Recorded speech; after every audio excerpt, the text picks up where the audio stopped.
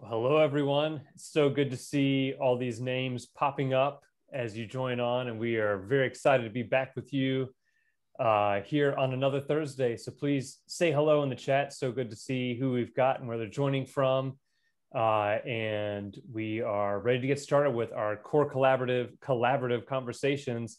So I'm going to hand over to the one and only Dr. Paul Bloomberg, who's our master of ceremonies tonight. Right on. So the first thing is I wanted to give tribute to our creative communications team for that really fun video because we are a really small little family company. I think there's 14 of us, and that Donnie created and Allison created the vision for that. I just wanted to honor their impact. We're gonna start tonight by doing some quick introductions. I am Dr. Paul Bloomberg, and I am the CEO and founder of the Core Collaborative. And I believe Lori and Kara and Isaac all helped founded us together. So it's kind of cool that we're all on tonight. But the first thing I want to ask our awesome panelists is, what does honoring impact mean to you? And you can introduce yourself. And I'm going to start as a model. That honoring impact to me is a lot broader than just honoring the impact of academic achievement. It's honoring the impact of educators and the work that they're doing every single day. And so who'd like to go next? What does honoring impact mean to you? I'm Kara Vandas, and I am super excited to be here. For me, honoring impact has to do with celebrating the mastery moments that teachers have. We're not very good about doing it, and leaders too, but we're not very good about doing it. But it is the number one most impactful thing we can do is just honor the good. Yeah, so what I hear coming from you, Kara, is like really, especially now more than ever, that we really need to celebrate the mastery moments, the mastery experiences, the success that we're having, because it's all around us if we take a minute to notice it. Exactly. Yeah. And yeah, that's how we grow. Yeah, thank you. Who wants to go next? All right. I'm Felicia Oliver, and I work in Spartanburg County in Spartanburg, South Carolina, and I'm glad to be here with everyone. And I just, a couple of hours ago, spent an hour and a half with a group of teachers and listening to them talk about their student work and what they need to do to help those students. And that to me is impact. And I honor those teachers every time I meet with them, but I know they're impacting student work. And their principals on there with them, and Isaac. Yeah, and Isaac spent a lot of time there. So Isaac, you can go next, then Lori, then Nick. So we're not all over each other. Yeah. No, it's a great example from Felicia. It's about making that space to say, hey, look at what these people are doing. And I think part of what it's about is it reminds us of the collaborative nature of learning, because we're not doing any of this in a vacuum. So when we honor the impact of each of you on me, it reminds me how we got where we are. That's really nice, Isaac. Lori, your turn. Hi, I'm Lori Cook. I'm Lori Cook, and honoring impact means when the teachers are partnering with the students and they're seeing their impact, and then the students are owning that as well, especially in the math class. I get to do a lot of work around math, and so when it's exciting to see students and teachers partner around the math together, that's impact has been amazing across the country. Yeah, and Lori does incredible work K-12 about empowering mathematicians. And I think that like one of these sessions, we're gonna have to really bring in some videos around all the great work that she's doing. And Lori works in Kennewick, Washington at her middle school. And I'm opening up the introduction to you, Nick, because Nick is we just started working with Amistad Elementary. So I want to shoot it off to you. You can introduce yourself. What does honoring impact mean to you, Nick? Thanks, Paul. Was that on purpose that Lori and I are here together? Yeah, I don't know. So I think teachers sometimes can forget that, you know, we're impacting people. You know, you have one school year with a whole human being, and what you do or do not do can impact them for the rest of their lives. And I see a lot of positive impact, and a lot of people here that, you know, we have some unique situations, and people really care about these kids. So I think recognizing that they are impacting an entire human being and letting them know that and reminding them how important their job is really important. And, you know, Nick really reflects the whole school. Like, it's been a present to Isaac and I to get to partner with your school with impact teams. And like, Nick is one of many teachers at that school, and the principal, Andy, and everyone there that just cares so deeply about students that it radiates. Like, we only met on Zoom, and I was talking to Kara earlier today about, like, I didn't really believe you could build relationships over Zoom, but that's the only interaction that Nick and Almasad we've had. And I have to say, like, I am a believer that you can do it now. I met with his team yesterday. He wasn't there, unfortunately, but like, I felt like we were becoming friends. And I think that's what makes what makes our network so special, is that we care about our clients like they are our friends and our family. And I think that's what you said, Nick, is right on the money. I wanted to start tonight. Tonight's session is on clarity, and we have the clarity expert. Show us your book, Kara. Like, I know that she hates doing this, but I don't care. I told her to get it ready. Yeah, so Kara is our clarity expert, but I wanted to start, and nobody knows I'm doing this. I didn't know until just now.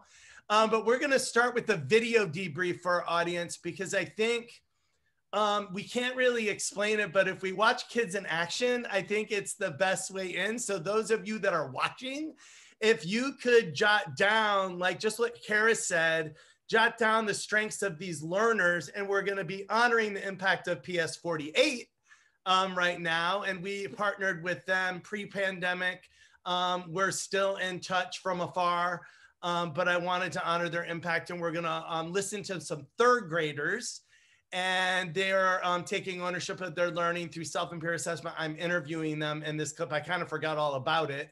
I picked these kids just because they're so inspiring and so excited about learning. And then I thought we'd come back on the other side and we could debrief it with our panel, because I think through this little example, we can get to a lot of what we want to talk about regarding clarity. Is that cool, everyone? Right on. Okay. So here we go. Okay, what are you doing? So we're giving each other feedback on our annotating, and we're using our checklist. Talk me through the checklist. So it's I can annotate for the main idea. It's like where you could tell each part where the main idea is, and then it's details and examples. So in each paragraph right after, whether it's like right after the main idea, right after this the introduction, the subtitle, you have to find your details. So if like you're writing a short response, you could have your 3 details, and examples, you're saying words to show why you put that detail there. What else do you have to look for? What else does your success criteria For structure. Say? For structure, what is that? The structure is like, it's like the structure is like the what can the story, what type of genre can it be? Oh, like okay. it's like if it can be compare, contrast, There's all those structures? Yeah. Wow, how can you tell them apart? So we have these checklists that determine, and we use these, we study these that show how the checklists, like they show all this the structures. Did they work? Yeah, like you have to identify the structure. Do you have to memorize that? Yeah, and like every time we annotate, we like today we're just going for mainly our structure. Oh, very cool. So what is this? Okay, so we're gonna debrief that, and I heard from my husband Tony that no one could hear that. I had the sound on, so I'm hoping that it worked out there. I think maybe, I can hear it. I think it might not be working on eCam, but maybe it's working on the webinar. Oh, we have a lot of people saying that they can hear. Hooray! Yeah. Cool. So when we're talking about clarity, this is for anyone that wants to jump in on our panel or the folks listening outside there. Like, talk to me. What does clarity mean? Like, how do you get clear with kids? Maybe we should start with our clarity expert there, Kara. That's so nice. What I love about the video is that you could see that the kids were so excited to talk about their learning, and it wasn't exactly like earwigs are the most exciting thing in the world, right? But they were all in, and that's what clarity does. It helps kids alleviate the anxiety and stress of not understanding what we want from them. And then instead of using all their energy figuring out what we want, they get to use all their energy for learning, which is pretty exciting. Anyone want to add on to that? I'll add on. I really appreciated that the students didn't seem pressured or under the gun for time. You could tell that this was a learning experience that would take time, and they had the tools to use them. And it wasn't just a checkbox, okay, now let's get to the answer and be done. They were really thinking at a higher level. And they seemed very relaxed, which when I think about analyzing text, that doesn't make me relax. So it's like, Felicia, really cool. You were going to say something, so I want to give you the floor here. Okay, thank you. It always amazes me to hear children talk with such expertise about the learning that's going on. They knew exactly what they needed to do, and they had the things to help them. I think they could have probably taught that class. They were certainly teaching me, and I remember that day so much because I remember walking out of the school, and from that one conversation knew deeply that everything they were doing at the Core Collaborative was the right thing to do. Nick, do you want to add on to the conversation so far? Because you've been just really experimenting a lot this year under a whole new situation under remote learning, because we met in the spring when we were already remote. Right, and so now we're hybrid, and so I get to see a lot more of that excitement of mastery, just even of a term that we've talked about in an exemplar, and they in the video, how you go, structure, what's that? And then it was like a race, like, I'm going to answer first, I'm going to tell them all about structure. And they got so amped because you were matching that excitement, and they knew you had a common ground to talk about something that you were both excited about. And that's going to make them love the experience. And I think they'll remember it for longer for that very reason. Yeah, and I think if we really think about the formative assessment research, it's all about partnership. It's not about power struggle, right? And I think that you have to partner with the kids if you want to empower them, and you have to remove the power in the classroom. And I think, that was always really fun for me when I was a teacher. And so like the thing I miss the most right now is being in schools all the time. Lori, I want to zip it off to you because I interrupted you.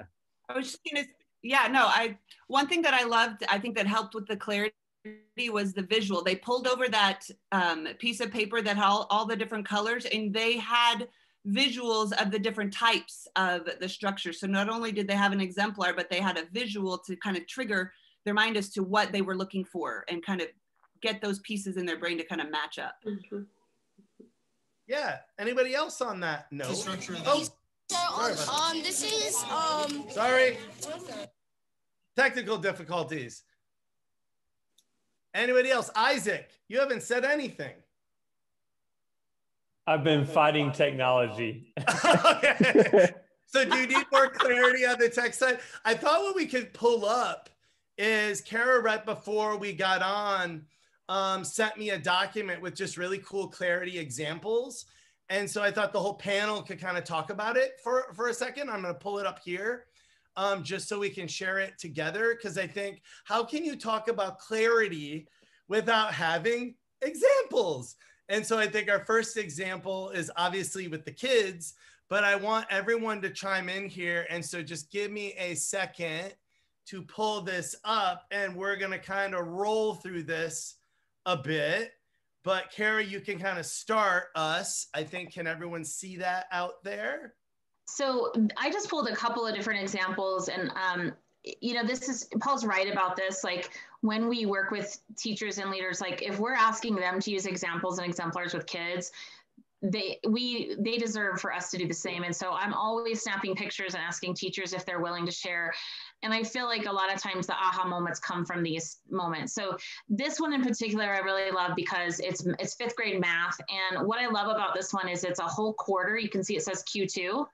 It's just 2 big learning intentions and some success criteria that give them time to unpack it. And then the next picture that Paul is kind of scrolling down to goes with that top one. And that's a weekly reflection where kids get a chance to stop and think about, am I a novice? Am I brand new at this? Am I an apprentice? I'm working on it, but I need some help. Am I a practitioner? I can do it by myself, or am I an expert where I could teach somebody? And then they have to do a reflection. And then behind it is their work for the week, where they add in examples of how they've met that criteria that you see on the left-hand side. So it's a pretty cool thing because the teachers have time. And I love this example because it does not need to change every day. In fact, it's better when it doesn't, because we get time with it with our kids. And so that's one of my favorite examples of clarity. In fact, it's better when it doesn't, because we get time with it with our kids. And so that's one of my favorite examples of clarity. Yeah, let's kind of just have kind of a talk about that, because I think that was the thing that at Amistad, and I know in Spartanburg when I was out, and I know through Isaac and I know Lori, it's this idea that learning intentions aren't daily. And so I think that that's something that example really illustrates that, and I think another thing that caught my ear, Kara, is that you're really talking about deliberate practice, is that, and the kids talk about it too, is they need time to practice to develop expertise. Yeah. And if we're changing our objective every day, that deliberate practice doesn't happen. So I'd like to hear from our panel tonight, like, talk to me about how clarity and deliberate practice and thinking about bigger learning intentions help kids learn more. I'd like to go first. Felicia? Yes. We've been doing the success criteria, the I can statements, and for now since we've been working with Core Collaborative. But what it's helped us to help children do is set goals for themselves, and not quick goals, but goals in process, goals over a period of time. And sometimes it's very difficult for kids to understand what it means to set a goal like this and be able to stick with it for a period of time. So we use that success criteria in that way. It's just to help kids. If you're not here right now, let's set that goal and you'll get there. Yeah.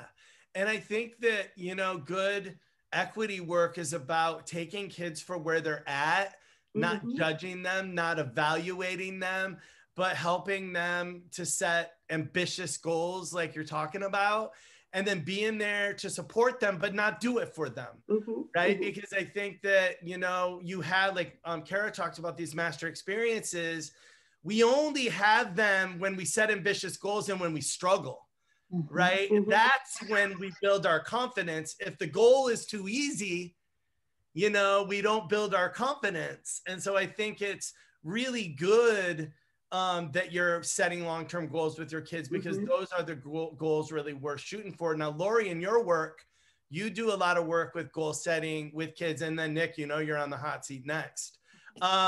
Lori, talk to us a little bit about what goal setting looks like in math, because you can't do goal setting without clarity like this. Can I share something really fast? Of course you can. Is that okay? Yeah. Okay. So I wanted to share what's kind of happening in the math world is this whole goal setting and progression. And the reason why the video resonated with me so much is because we've been doing a lot of work in the math classes about visualizing the where they're going, because a lot of teams had the clear success criteria. They had a progression written out in words, and they just weren't getting where they wanted to get with their students. So we started looking at, okay, so what if we were to build a progression with the different worked samples that matched it? And when the teams have done that, when they've gone in, they've grabbed student work at the different levels, that's where it's changed overnight. So students who once were behavior issues and always landing in the reds, what has come out of this is that they actually just didn't know what it would look like to get to a blue. In this school, their color, their progression was red, yellow, green, blue. They didn't know what it would look like to get there, or it seemed so far away that they couldn't get to the next step. So what the teams have done is they've just gone in and said, okay, so at this first entry level, this is what it looks like. And they've taken it and they've done a progression for every single unit. So this is work out of PS60 in Staten Island. And every unit has a different progression. Similar, these pieces here are similar. How long have you been partnering with PS60? It's been 5 years now. Yeah. Okay. 4 or 5 years, I think. Yeah. And so when they started implementing the visual pieces, that's when the clarity really took off. And then I have other schools that have done it. PS 22, they got on board and they actually co-constructed these from the exemplars. And same thing at Park Middle School. They have done it now in the virtual world. And so they created Google Slides with the different types of visual, or excuse me, student work. And then in Google Slides, they had to figure out which one, and they used Pear Deck as well. So they had a clear rubric and then had to build their progression. So in math, we don't always think about showing them the worked sample in a progression like it's so nicely is shown in ELA. And the teams that have jumped into the deep end and taken it, it's paid off. The clarity is there. I think what I really love about these examples as well is you can see the Lesh model represented so clearly. So for those of you that are like math junkies like us, like the Lesh model is really about meaning making in math. And I think it's represented so beautifully in these examples. And it's really cool because I think a lot of people that might be listening might not know what a worked example is. So if anyone on the panel can jump in, I mean, Laura, you mentioned it. And then Nick, we're going to talk a little bit about like what's happening because you're kind of a newbie to the work. And I think sometimes people need to hear about how we get started, but let's talk about worked examples first. I was giving you a hint, so you knew what I was going to ask. Go for it, So Lori. Worked examples, or an exemplar would be where you want your students to go. It meets all of the criteria and then maybe some. And then the worked samples are then the different levels that you want students to kind of go through. So every team has done it differently. We always start with the proficient, and then they have decided they wanted to do a range. As you saw in the others, they didn't have as much or they gave more clarity to their ranges. But the samples are where the clarity has really come to life for the students, because they take their paper and they walk up to it and they can actually show exactly where they are. They lay their paper right down next to it and they can say and talk to why they're at a level A, B, C, or wherever they are.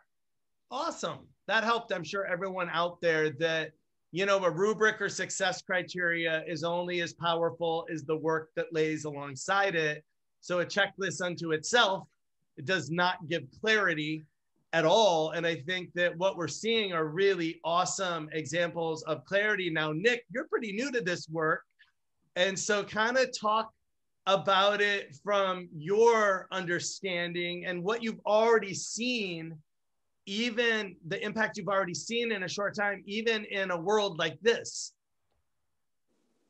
So I wanted to, so that's really cool, Lori. I wrote down the build the progression using student examples.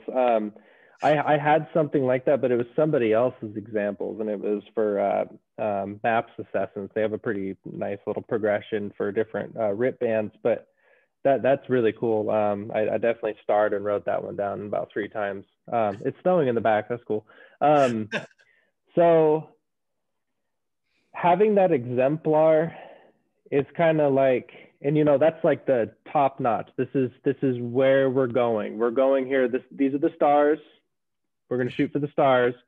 And if you get to the moon, well, you know, the view's still beautiful. If you get to a mountain, it's still really nice, you know, and you got there by yourself. because you knew where to go. And so I was a little like, okay, let's do this. I'd done kind of some things like this. All right, I want you guys to give yourself your grades before I give your parents your grades. I want to know what you guys think your grades are. I did something like that a while ago, and just having them sit down and tell you where they are. They're practicing the vocabulary. They're practicing communicating their thinking as well. These are just listing off things that I'm noticing they're doing now.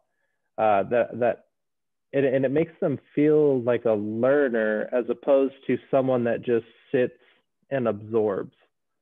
Yeah, they're more taking action. And I've seen / heard of things where we often like just keep pushing information on kids, and especially in low income areas, that kids are often trained more to just sit and copy and just, but in this way they can take more ownership of what they're doing and where they're going, and have these longer term goals.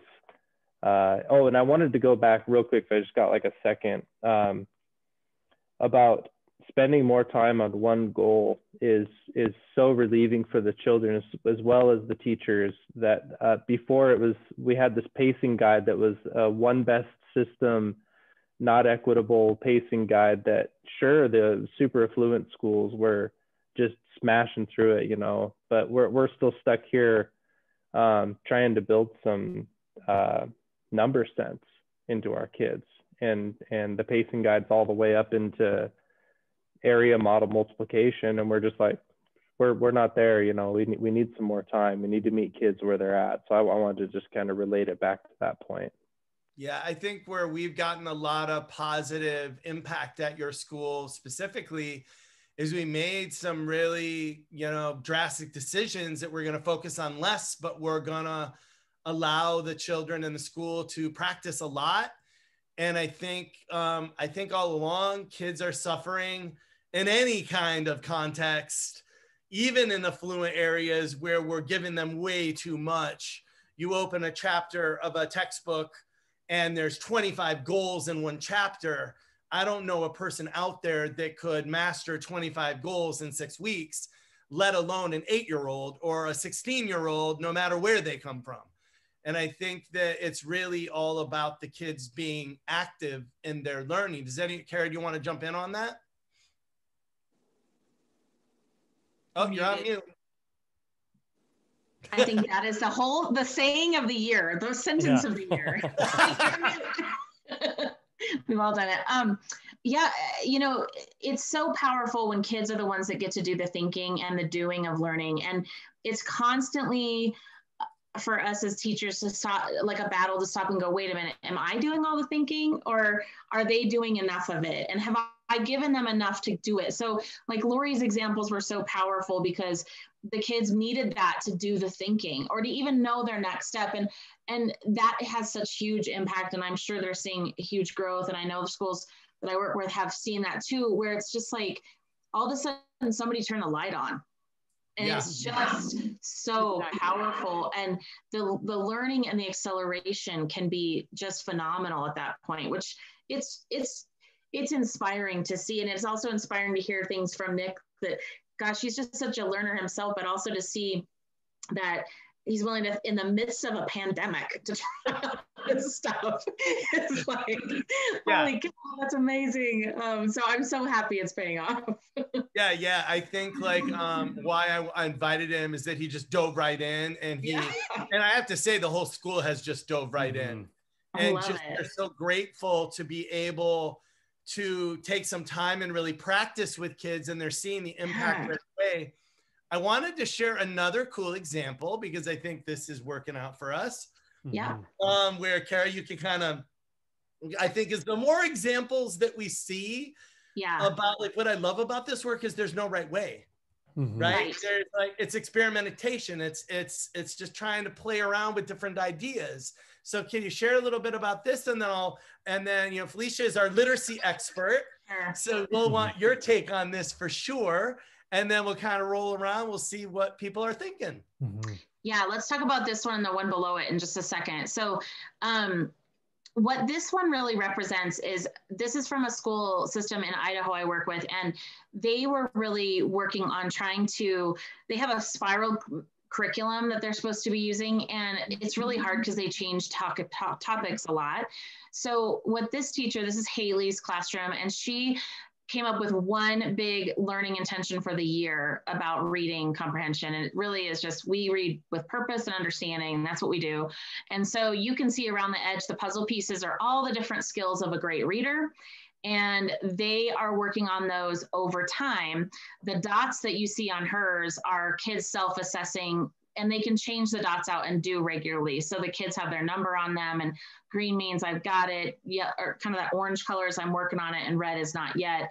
But if you scroll to the one below, this is where I think this work is so powerful. So this is from a teacher named Gordon in Hawaii that I work with. And, you know, there's teachers there and someone had to go, so I volunteered. Just kidding. Well, I did. But, I like Hawaii. Totally guilty. Anyway, Gordon was a teacher. He teaches first grade, and he was so frustrated about the learning intention success criteria work. We had been working for a couple of years on it. He'd gone to all sorts of different trainings. And when he saw Haley's example, a light went on for him, and he said, oh my goodness, my first graders can hang with this. Like, I can do this. So he created something very similar to Haley's, his learning intentions in the middle in yellow. And he started adding puzzle pieces as he had shared experiences with the kids in the classroom. So similar to Lori's example, you can see on the bottom, there's a blue puzzle piece that says describe story elements using key details, and that string that goes over to that amazing piece of cardboard, which some teachers would die inside a little bit if they hung up a poster with cardboard, but Gordon went for it, which I love. But what they did is they read the story, The Empty Pot, and together as a whole group in that like we do piece of learning, they created an example that the kids gave responses for that showed what does it mean when we talk about character, setting, problem, solution. And so on the wall is that like one shared example. Well, then he's got an opportunity to, you know, do another story and do maybe kids work in partners to do the same, or maybe they do another whole group. Kids can do it individually, but always there's that anchor there. But I think what's so powerful about the anchor is that this is like a down and dirty piece of cardboard that the kids contributed to. And so that was really powerful. And when you went in his classroom, the kids could talk the talk and walk the walk. It was pretty cool to have them tell me all about it. Yeah, that's really cool. Felicia, so what do you think as a literacy expert about that? Like kind of what stuck out to you, or what do you think? Because I saw you kind of admiring the idea because all the innovation. But so yes. What are you thinking? What are you thinking? Well, first of all, I absolutely love those charts. Even the cardboard doesn't bother me one bit. But just to see the process of reading put out there on that one board there, and think about all the things sometimes we throw at kids when we're trying to teach them to read. Yeah. And there it is in a nutshell. And all those kids were putting their little dot up there or whatever and saying, I can do this. That is differentiation so dignified. It is. That's really cool that you said that. And they know, and everybody knows I can do this, but I may not can do this, but I will be able to. And I love that. And yeah. She's got that for the entire year to go back to. That's those kids' anchor. Yeah. And I think like what we've been talking a lot as a collaborative, and this includes all our schools, and we say collaborative, that means everyone that we work with and partner with, is that we've realized that the formative assessment process, this thing that we do alongside of students, you know, kids have to learn empathy. Because we have to learn empathy for one another, that it's okay where we're at in the learning, right? It's all about what's my next step. And it doesn't really matter where we start. We all start as a garage band, but you know, I love Britney Spears, so I want to be a legend. Well, maybe not Britney Spears right now. She's not, well, I heard. But, but anyway, like, I think this idea of like, you know, progress is I think when we do this work right, it points a finger at progress. And I think that's what we want to celebrate is progress.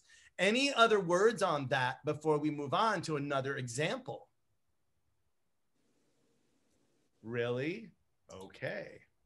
So this will be our last example. And this actually comes from a tool that we've created. And it really was born out of meeting with parents and teachers and leaders, hundreds of them. And, you know, in the midst of the early pandemic and finding out what they needed, and parents said, I need clarity. They're like, I need clarity of what our kids have to do, and I need examples of it. And so our team got together with a bunch of teachers, and we created a toolkit. Lori is now creating a math one, and we're working on a 6-8 one. And I think now we're working on a dispositional learning one based on my text to Kara last night.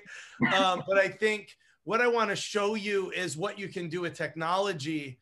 And, like what I do know is one of our, Sarah Stevens, who's our executive director of quality implementation, we had our kids test drive this, and we didn't even teach them how to use it. And we watched them do it, and their faces lit up. And I think it was because a lot of things. I think like when you see this example, like you can add audio to this, and so kids can take their teachers home with them, and they can be coached when you use a tool like Pear Deck. And so I'm just gonna like play it a little bit. Actually, I'm gonna stop it. No, it'll work. I'm gonna stop it and start it. You can kind of hear what we can do. Hello, everyone. Thank you so much for participating in the toolkit demo today.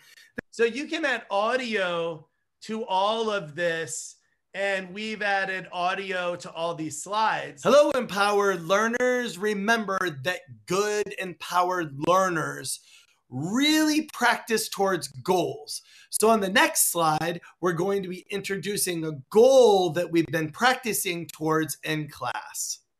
So then you can kind of see, we're going to go through it, and I've added audio, but we have really clear intentions. And then we have, it's decontextualized. Well, how are we going to show what we know?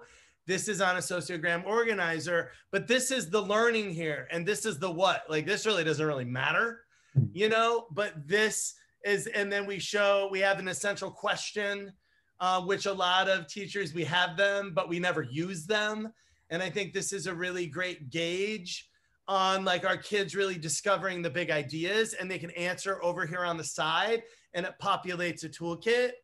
And then here we have clarity counts, and I've done a little rah-rah to the kids about that they have to search for clarity.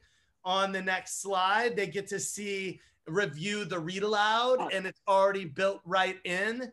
And so they can review and listen to that read aloud, and then they get to see an example. And like you can hear right here, I'll play the recording. Hello, readers. You remember this example that we made in class. We co-constructed the success criteria on the left so that you could take ownership of the learning and do a sociogram on your own. In this example or exemplar, you'll see the success criteria on the left is color-coded. You don't need to hear me, but basically what they do is they look for the success criteria, and they can use the highlighting tool. And what we know about that is it just reinforces the criteria. The more they tinker around with it, the more that they learn it. And I'm just going to race through this, but then we can add audio or more video to actually show the learning in place, the directions. And then now the kids take it for a spin on their own. They can self-assess on a stoplight that just brings the success criteria over here. And so kids can do just exactly, it says, I can Tori each this. I must have been messing around with it, so sorry about that. Should say, I can teach this, and then they can actually set a goal. And the whole time we can coach them through Pear Deck using audio and video. And the cool thing about Pear Deck is it reads the slides in different languages. We can copy the deck and differentiate. But I wanted to just get your input as to why that example would leverage clarity or make learning clear. And anyone can jump in on this. I'll go first. Okay. Okay, go Lori, ahead. Can I go first? Yeah, you can go first. So Paul and I were on a Zoom with some principals in Colorado last week, and we went through a math task that's very similar to this, and several of them commented on the clarity that comes from just having the success criteria on all of the different slides. He said it was so nice to have it right there when I was trying to do the task. I could just go over and check myself, and I was able to self-assess right there on that slide. So that and a work sample have been my favorite tools to add into tasks that we might not have done before. Yeah, I really think that adding the exemplar in these asynchronous decks, and like I think you heard me mention that it's the balance between synchronous and asynchronous, right? Like when we have them live, whether it be via, on video or in class, we co-construct success criteria. We have a three-stage gradual release model for that. And then we release it to the kids for asynchronous deliberate practice. And so I think this helps. I'll never go back to doing formative assessment in any other way. I know, Felicia, you wanted to jump in. I saw you. Yeah, I was just going to tell you, hey, I got this one. We worked in my district, grades K through 8. We worked with Isaac and 2 of your consultants this summer, and we built the kind of units that you are talking about for our distance remote learning. And it was by far the best thing we've ever done. It saved us in terms of distance remote learning, because our kids went back the day after Labor Day. We were back in school. And so how did it save you? When you say it saved us, what do you mean by that? We had these units already. We had worked on them all during summer. We had teams of teachers coming together, and we built, or with Isaac's help and your consultant's help, we built these. And so we had these lessons, and teachers could push these out, because part of our children did select virtual attendance. So we had these ready. They were ready to go. We rolled them out at the very beginning. And then we had kids who were quarantined, or their parents were quarantined. We had whole classes that were quarantined at first. So teachers rolled these out. They were, we thought, fabulous. I can brag, but they were. They were interactive. We had stories that were read to the kids. We had tasks for the kids to do. We even had clarity built in for parents. And we got such feedback from parents saying, wow, this is so much better than it was in the spring when we first shut down.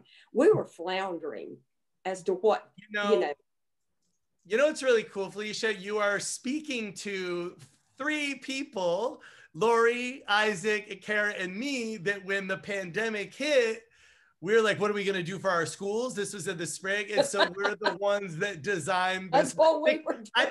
I think we were on Zoom in the spring for like 5 hours a day. And so it makes my heart filled with joy that you guys benefited from that, because I know from our perspective, it's like why we do what we do is to make a difference, and to hear that our work impacted your teachers and your districts. And I don't know about you guys, it makes me, and I needed that today. It was Kara, what are you thinking about that? Because it's amazing. I mean, I think we all just felt that desperation of how do we help, and I think it's pretty cool to, even if we have one teacher, me so happy. And it's so cool to see that they really are working, and that kids are having clarity, and teachers have that sense of they don't have to scramble, and parents have that sense of it's going to be okay. That makes me happy. We included examples of what the end product would look like, and we got such feedback from parents saying, oh my goodness, I can do this. I can help my child with this.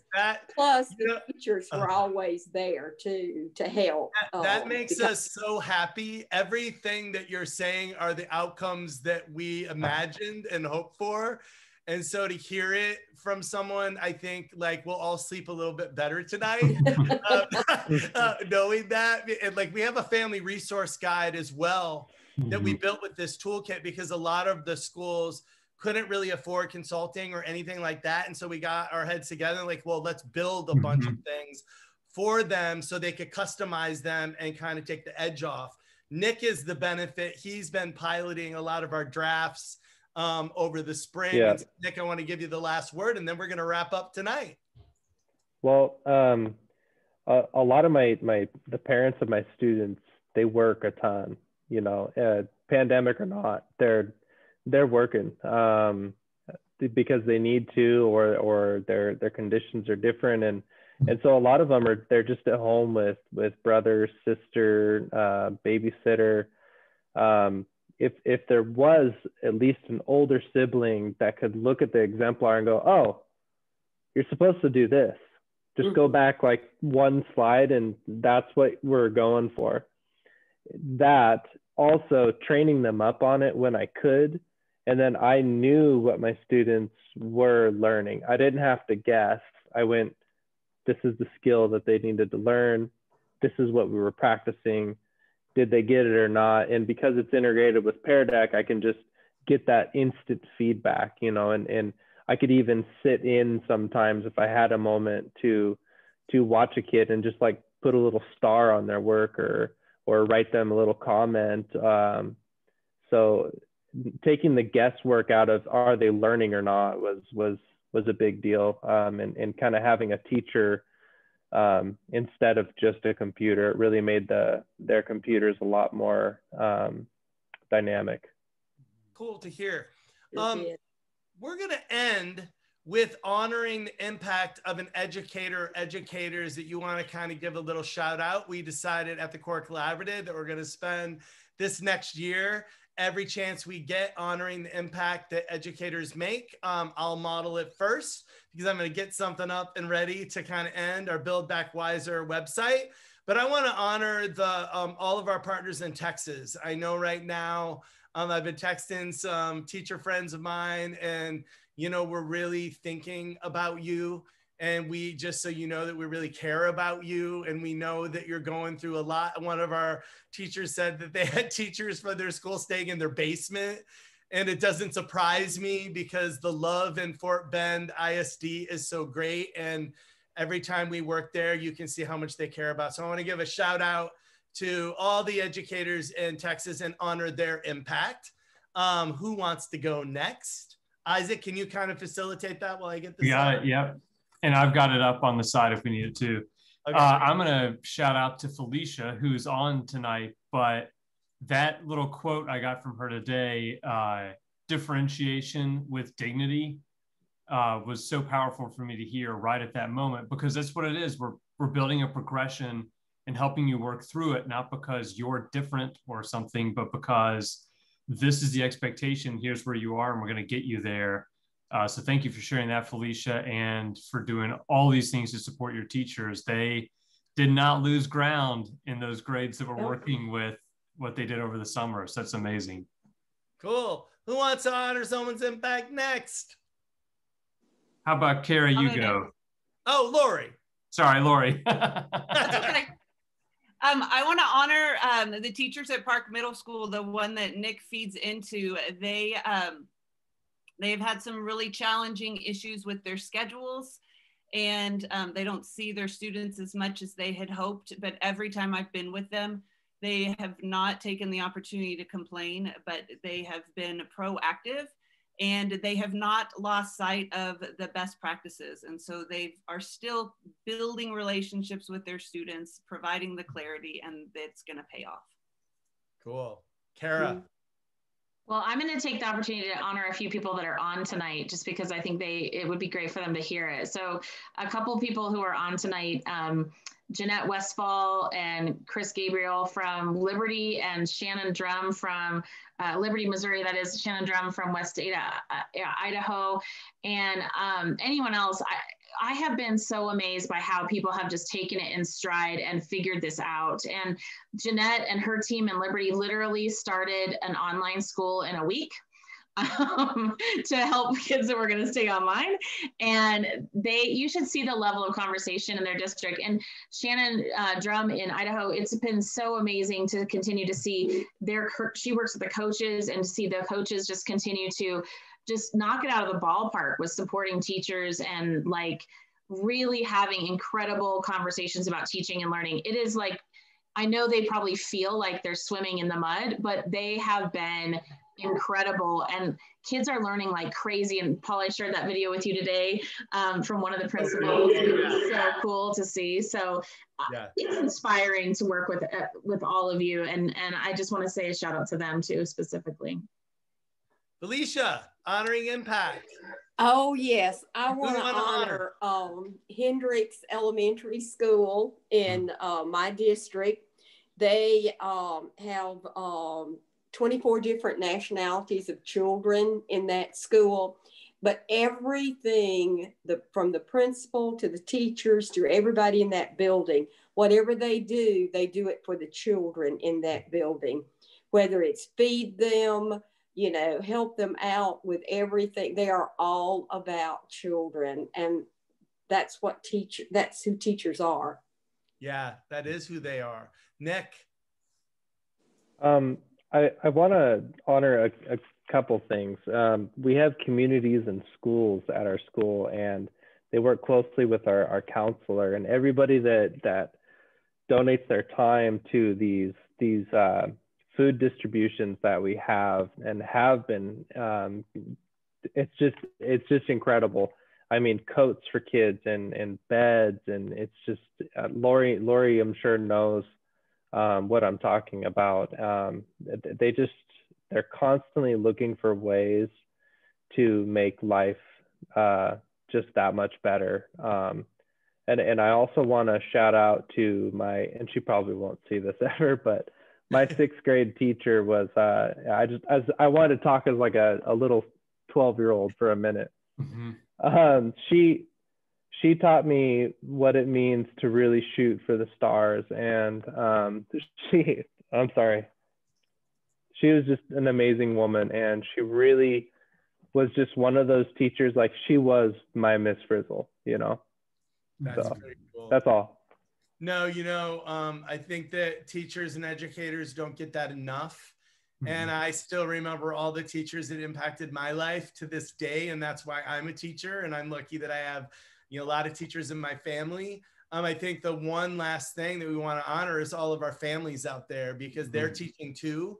And I think sometimes we forget that we need to honor the impact of our parents, of our families, of our extended families that are taking care and teaching our kids. And we're all in this together.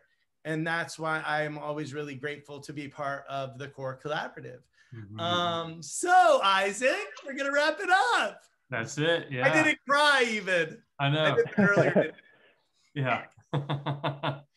Do you want to share Bill Backweiser? Oh yeah. Okay. Yeah. So we're very excited about. Yeah, we're really excited about this. We're trying to figure out like what we could do to give back to our schools across the world. We're really excited because we have a lot of folks from the UK signed up.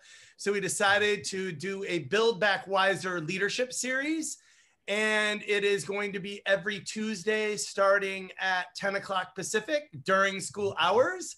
And it is designed for leaders or instructional leadership teams. They will be recorded, and we'll make sure that you get them. But we're really excited about the topics because I really think they hit the pain points and what we're going through right now.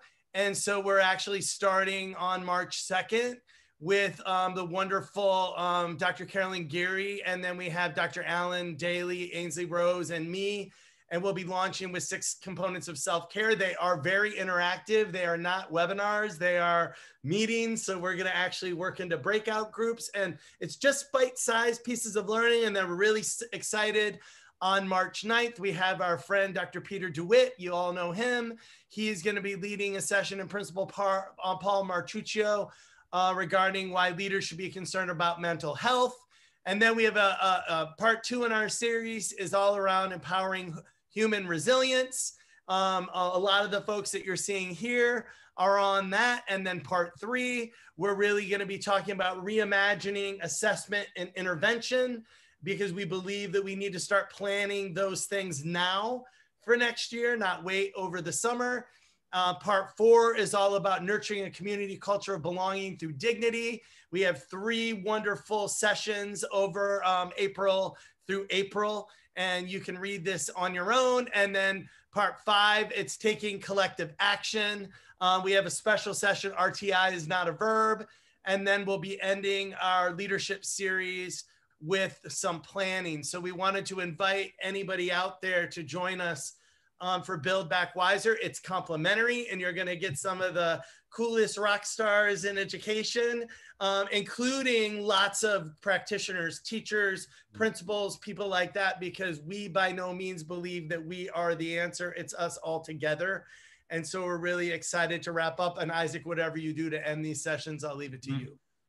Just thank you all so much on the panel and out there, all of our partners.